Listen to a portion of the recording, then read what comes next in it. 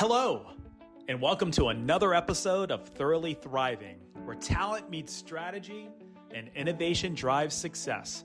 On today's episode, we will take a deep dive into the world of human capital solutions, explore the latest trends in recruitment, and share actionable insights to help businesses grow and thrive. Whether you're a seasoned executive, a budding entrepreneur, or just passionate about the future of work, you are in the right place. Well, let's get started on building the future one conversation at a time.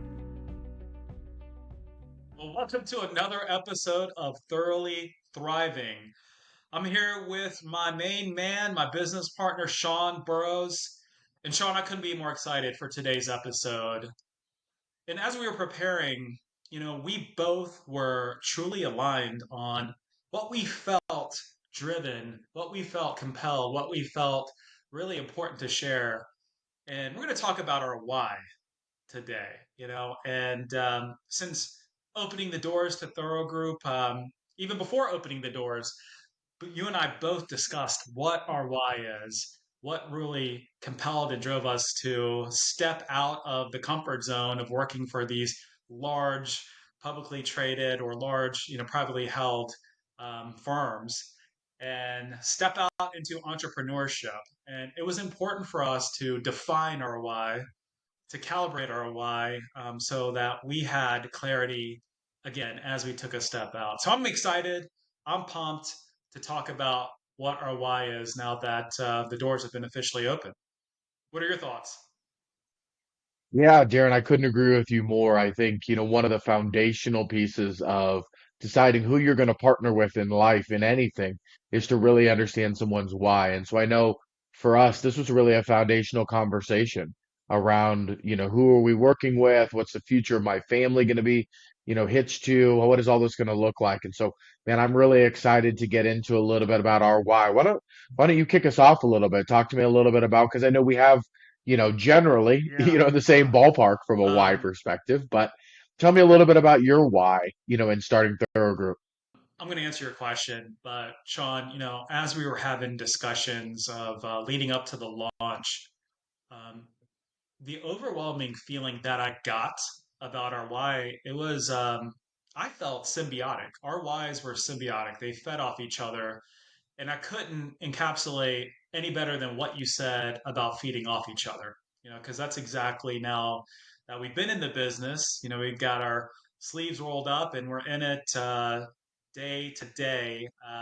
That has become more evident to me. So, look, for our listeners out there, I just wanted to provide a little bit of a background on myself and what has really shaped my why. And I'm truly grateful for my upbringing. I'm grateful for my parents, and they are pioneers, Sean. We are first generation Sri Lankans, so Americans rather, from Sri Lanka.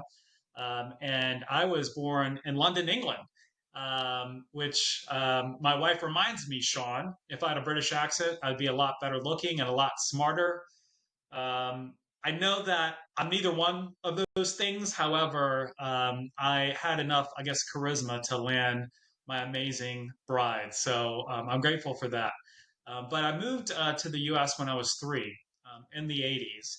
And my parents immigrated first from Sri Lanka, then to England, and then took another big step to the greatest country, in my opinion, the world has ever known, the United States of America. And I grew up in Richmond, Virginia. And my parents moved here really to provide a better opportunity than they had growing up in a third world country. And education, experience, travel were paramount in the Thevathasan household. And while my parents had a very pioneering spirit to move to a country where English wasn't their first language, they certainly were well equipped and adept in speaking English, but the nuances, the intricacies, right, of understanding how life would be in America was foreign to them. But they always encouraged us to try new things, to venture out. But when it came to business, we were a lot more conservative, to be fully transparent. My parents impressed upon me get a good degree, go to college, certainly get that good degree, and get in a good corporate job and rise through the ranks. And that's exactly what I did. I got into human capital solutions right out of school, and started off as a recruiter.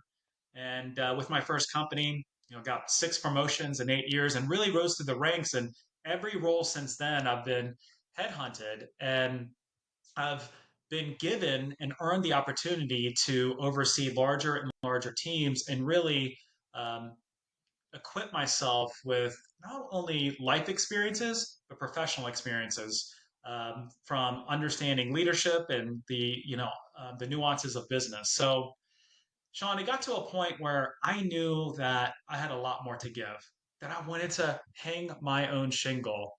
But I wanted to do that with someone that I trusted implicitly, someone that was aligned with the same motivations.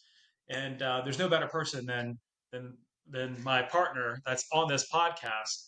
And so it became evident through the amazing leaders that I've had that what if one day we started our own firm? And that one day really came to a head earlier this year. So my why is to really live a legacy for my family, for the communities that I serve, for the other altruistic components that I've been called to from just a volunteer perspective. And legacy and even inheritance is, I've come to learn, it's not what I leave to people, but it's what I leave inside of people. And my parents have instilled that inside of me. We just celebrated their 50th wedding anniversary, which was a tremendous milestone. It really was great to go back home and see so many people that have left their indelible mark on my family and myself. And they've all played a pivotal part in us really stepping out, and launching our thing. So my why is leaving a legacy to my children, to my communities, and the people that I call dear friends. What's your why, Sean? That's powerful, Darren.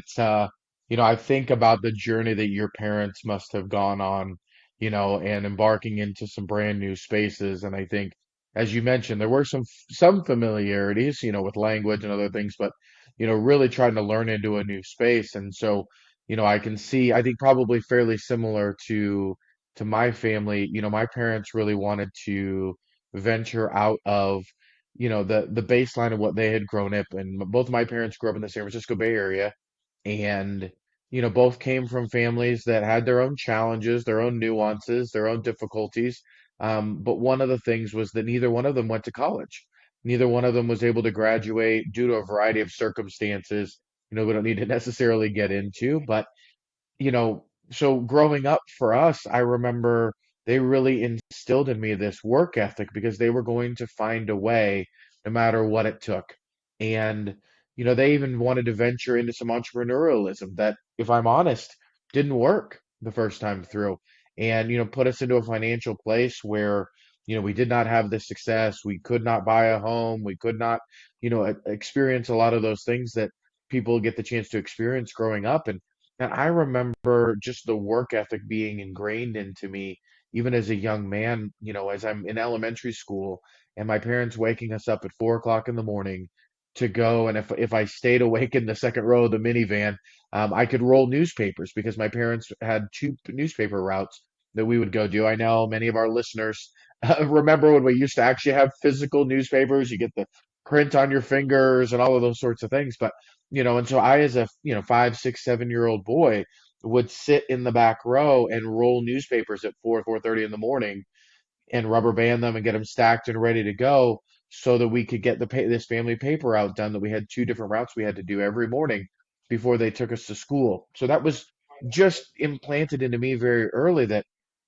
we are hardworking, we are diligent, we are focused, and but if I'm honest, it also set me up with a little bit of fear and trepidation around entrepreneurialism.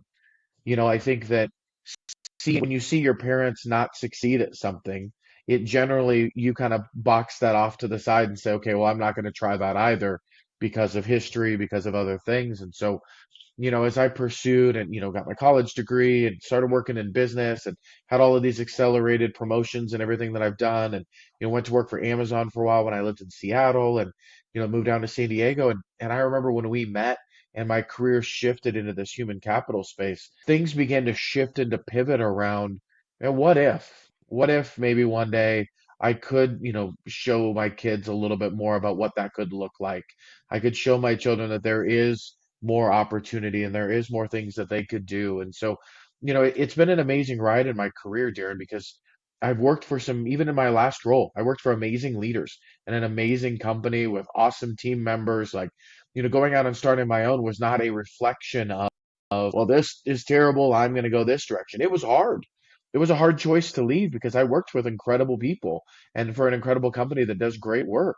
And so for me, it was really a big challenge. But once, we started sitting down and having some of those conversations and saying, hey, I think this is really the time.